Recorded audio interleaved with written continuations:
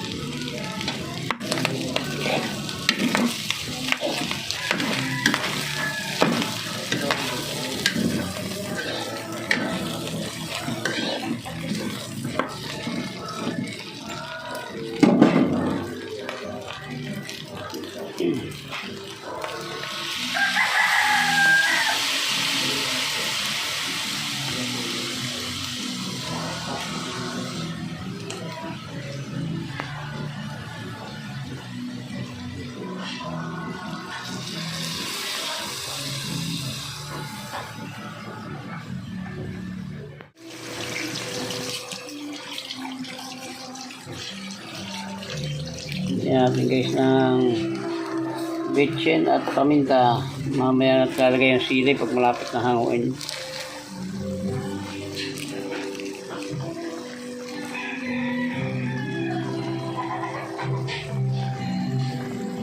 Dinuguan guys, ang menu natin ngayon ang walang kamatayan dinuguan. Ayan, lalagay natin mamaya yan pag malapit ng hanguin. 6 na siling pamaksiw or panigang. Kaya lagyan natin ng konting sabaw. At ilalagay na natin guys yung dugo. Tabi po muli sa mga kapatid nating Muslim at Iglesia. Ito na naman yung ating menu, ang walang kamatayang dinuguan.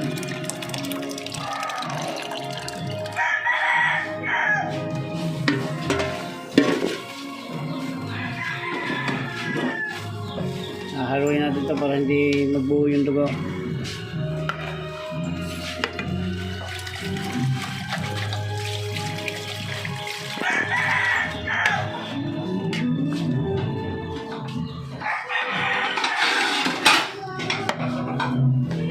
Lagyan natin guys yung sili. Yun o.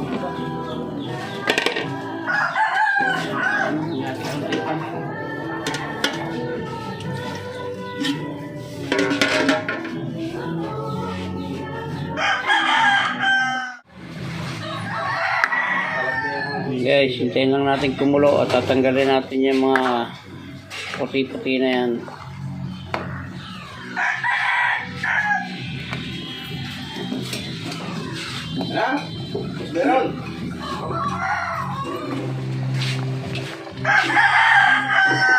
Ayan guys, pansin nyo nag-iba na yung kulay nya. Okay na ito guys, lutong-luto na ito. Titikman lang natin yung kanyang alat at asim kung nagparama na.